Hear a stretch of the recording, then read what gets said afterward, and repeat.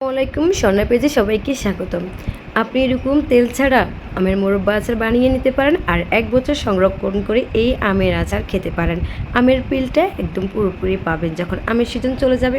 এই মোরব্বা আচার বানিয়ে রাখলে পুরোপুরি আপনি আমেরটা পাবেন। তো চলেন কিভাবে আমের মোরব্বা আচার বানাবো একদম সহজ উপকরণ দিয়ে, আর পুরো ভিডিওটি আপনি ফলো করে আপনি এরকম বানিয়ে নিতে পারেন।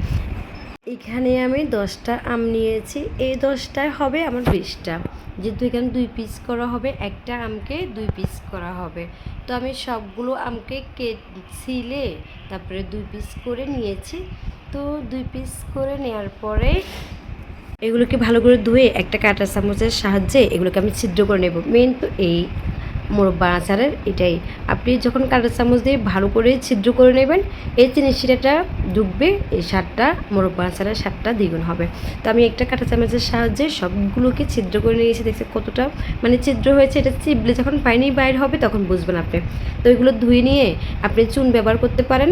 আমি এখানে চুন ব্যবহার করেছি, আপনার কাছে যদি চুন না থাকে তাহলে আপনি ভিনেগার 1 কাপ ভিনেগার ব্যবহার করবেন। তো 1 কাপ ভিনেগার দিয়ে বা চুন দিয়ে আপনি 1 ঘন্টা 2 ঘন্টা ভিজিয়ে রাখবেন। তো 1 ঘন্টা 2 ঘন্টা ভিজিয়ে রাখার পরে এই পানিগুলো পেলে একটা সাদা ন্যাকড়ার সাহায্যে আপনি এগুলো চিবে চিবে পানিগুলো বের করে নেবেন।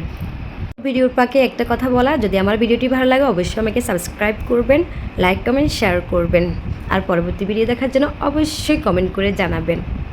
এবার আমি একটা পাইপেন বসিয়ে দেব।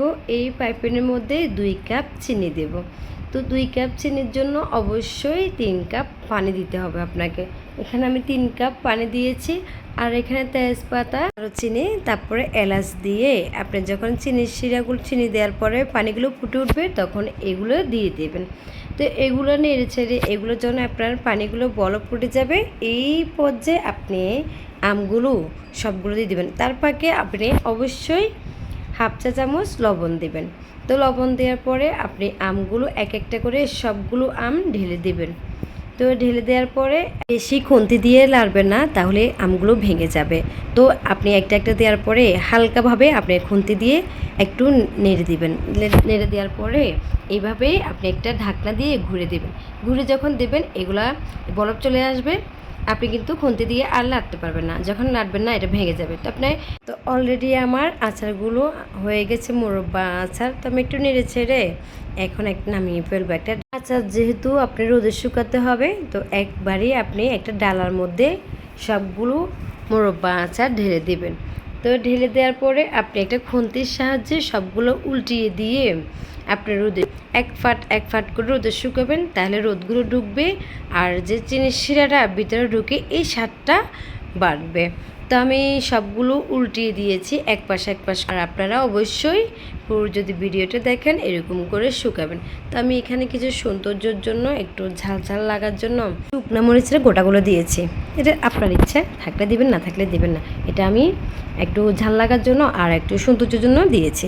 তো আমি এখানে রোদে শুকিয়ে দেখেন, রোদে শুকানোর পরে একদম সবগুলো শুকিয়ে গেছে। ঝোল যেটা চিনির শিরাটা একদম শুকিয়ে গায়ে গায়ে লাগিয়েছে। এই আচারটা আপনি 1 বছর বয়মে ভরে 1 বছর সংরক্ষণ করে রাখতে পারবেন। এই আচার আর নষ্ট হবে না, এটার মধ্যে আর ভিনেগার দেওয়া দরকার হয় না।